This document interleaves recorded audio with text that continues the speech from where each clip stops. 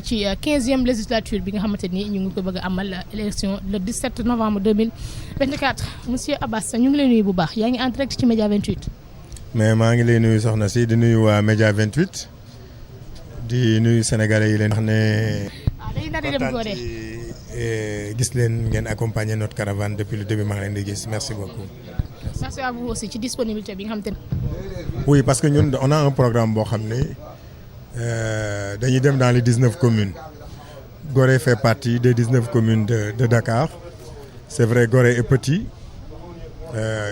du moins en termes d'île mais Gorée c'est un symbole Gorée représente énormément ci li ñuy wax esclavage ñëpp xam nañ ni fii lañ daan indi suñu maam yi mu jóge Sénégal ñu jóge Mali jóge un peu partout ñu leen indi fii Gorée di leen jël di leen yóbbu en Europe et un peu partout donc Gorée dafa am lu muy symboliser ay sénégalais aussi dëkk fa ñu war a dem seeti leen xeebuñu li nga xam ne war nañ ko fa am pour un peu partout au Sénégal et principalement dans la capitale Dakar dynamique boobu ñoom ñu dugg ci. On me dit selon mes informations que Gorée defe naa depuis Blaise Diagne la gëj a am député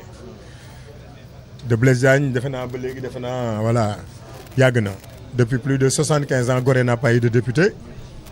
et pour la première fois dans l'histoire du Sénégal on aura une dame Marie-Hélène Diouf Inch'Allah qui est investie sur la liste des titulaires département Dakar qui sera députée par la grâce de Dieu parce que ñun xam nañ ne élection bi xam nañ ne Inch'Allah par la grâce de Dieu dañ koy gagner donc pour ñun c'est important ñu ñëw wax waa Gorée ne pour une fois nañu jàppale seen doom sagal seen doom parce que président Ousmane Sonko sagal na waa Gorée ba tànn koo xam ne Gorée la dëkk incha allah mu ñëw assemblée nationale nar a nekk député et préoccupation bi nga xam ne moom la Sénégal am l'île de Gorée am ko ces préoccupations yooyu incha allah la future députée Marie-Hélène Diouf porté ko. Dernière question rek ban message ngay lancer à l'endroit des Sénégalais yi nga xamante ne nii à travers yi nga Pastef fépp fu ngeen mënti nekk rek yéen a fay dem gis nañ ki nga xamante ni moo di Ousmane Sonko moo ngi actuellement à Ziguinchor mais ñeneen ak ñeneen ñu ngi ci biir dëkk bi di daal di battre une campagne boo xamante ne bu extraordinaire la ñan ngay wax Sénégalais yi ngir li nga xamante ne bëgg ngeen ko muy am majorité écrasante moom comme ni mu koy waxee moom le président Ousmane Sonko à l'Assemblée nationale. waaw Sénégalais yi je crois que xanaa damay dolli rek di leen gën a leeral mais je pense que lu bari leer na ci seen bopp. que fi ñu jëm le 17 novembre c'est extrêmement important c'est un autre tournant dans l'histoire politique du Sénégal mooy ne ñu am un jeune président qui a 44 ans qui a été élu dès le premier tour lors de l'élection présidentielle ce président-là avec son premier ministre ont besoin d'avoir une majorité écrasante à l'Assemblée nationale pour que li nga xam ne ñoom bëgg nañ ko doxal ci réew mi je suis là avec monsieur le ministre secrétaire d'État donc au développement des petites et moyennes entreprises monsieur le ministre Ibrahima Thiam li may xam na ko il siège au conseil des ministres xam na ni ambition bi ñoom ñu am gouvernement bi ñu am pour le Sénégal ambition boobu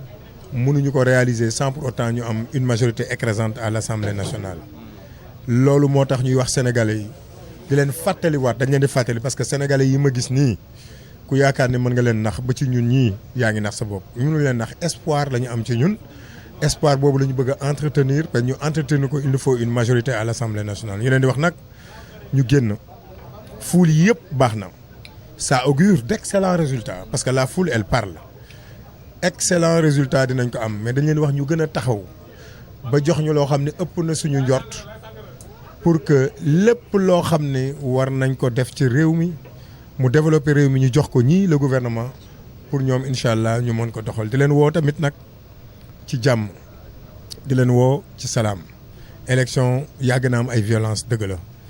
violence ci élection commencé wul fii en 2024 en novembre 2024 xëy na ay xale la ñu mais fekk nañ lu bari donc loolu du lu bees mais dañ ko war a dindi ci espace politique bi pour ñu dindi ko ci espace politique bi nag il faut d'autres types d'hommes politiques yoo xam ne bu ñu ñëwee programme la ñuy wax bu ñu ñëwee xalaatuñu dañuy jël alalu réew mi di ko dugal seen poche wala def naka su dul noonu ces hommes politiques là nous les avons mooy le président Bassirou Diomaye Faye et notre bien-aimé président de parti le président Ousmane Sonko donc ñu continuer de leen def confiance comme li ma waxoon sànq jox leen la majorité qu'il faut pour ñu dem fi ñu yóbbu réew mi ñu war ko fa yóbbu. beneen bi may féliciter le ministre de l'intérieur parce que gis ngeen du temps de Macky Sall fichier bi pour ñu jot ko dinañu wax dinañu point de presse daañu génn ci mbedd mi lu ne dinañ ko dañ doon toog ba mu des 3 jours ñu ñuy jox le fichier alors que le code électoral est clair il dit à moins de 15 jours au moins 15 jours avant les élections le fichier doit être disponible. Tey nous avons été satisfaits de constater que le ministre de l'Intérieur à travers la DGE a mis à la disposition de tous les mandataires de partis le fichier électoral. Sénégal loolu lañ ci bëggoon te loolu peut-être nit ñi duñ ci wax parce qu'il y a des aspects yoo xam ne ça intéresse beaucoup les hommes politiques mais ces aspects-là c'est de petits détails mais qui ce sont des signes qui montrent que ce pays-là a changé et que nous sommes en démocratie que li ñu digoon Sénégalais yi qu'on allait vivre dans un pays paisible où la démocratie va exister au vrai sens du terme. Un pays où l'injustice va disparaître, un pays où tous les hommes politiques seront mis au même pied d'égalité. nag coow li bari na ngeen baal ma waxuma la ak yéen y a une certaine presse boo xam ne saa yu xëyee ndeysaan di wax li Sénégalais yi lu bokkul ak li am mais loolu jaaxaluñu tiitaluñu parce que avant ñu jël pouvoir bi c'est cette même presse qui était là di ñu diaboliser di ñu attaquer di wax lu bon de font confiance jusqu'à preuve du contraire. Et le 17 novembre dinañ fi gis score boo xam ni nombre de députés boo xam ne musul am dans l'histoire politique dans l'histoire de l'Assemblée nationale loolu laa amoon lu may wax di gërëm ñëpp di sant ñëpp et puis di yàkkamte le 17 novembre jot bàcc yi tàmbali rek et puis ñun ñu commencé suñu fête jërëjëf. merci beaucoup. merci waa Média 28. waaw il paraît dañ may wër. waaw il paraît dañ may wër ma daw mais xam nga nag ku ñuy wër ngay taxawaalu ci mbedd Ndakaaru yi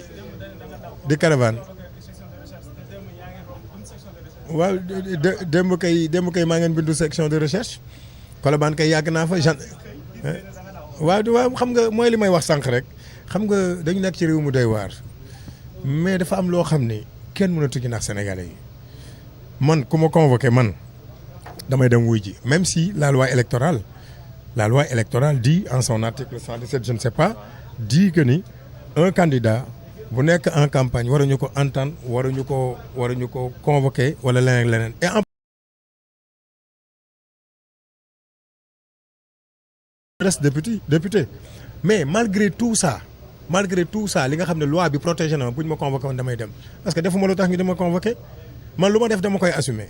defuma lu tax ñu dama convoqué mais ñoo ngi di wax naa nag damaa daw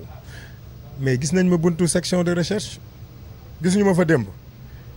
Colobane laa yandu daanaka jóge fa nekk Médina tey maa ngi ni dem Gorée dem lekk cere waaw c'est vrai dem dóor suñu cere bu baax bu saf sap te bu ma jógee fii noonu la ñuy defaat ñu ngi dem ni Gorée dóor suñu yaase bu neex bu saf sap bu ñu fa jógee dem suñu siège naan suñu supp bu mat bu saf sap waaw mais tamit mais borom Ndakaaru mënut a daw Ndakaaru nag quand même mënu maa nekk borom Ndakaaru ne damay daw Ndakaaru c'est pas possible. donc bu confirmé que ne yaay borom Dakar. loolu waxuma ko waa Ndakaaru ñoo ko wax nee nañ ma. jarul ngay campagne mais xam nga suñu président def ñu ne toog muy dox amatu fi su ma toogee sama kër am victoire bi du neex toog muy dox amatu fi xool ñàq muy dox moo fi nekk moo tax dañuy wër Sénégal dañuy wër Ndakaaru waaw loolu moom xam nga ndeysaan Ibrahima monsieur le ministre day sot nag non monsieur le ministre ma wax loolu man waxuma loolu damaa weex donc merci en tout cas à waa Média 28 merci beaucoup.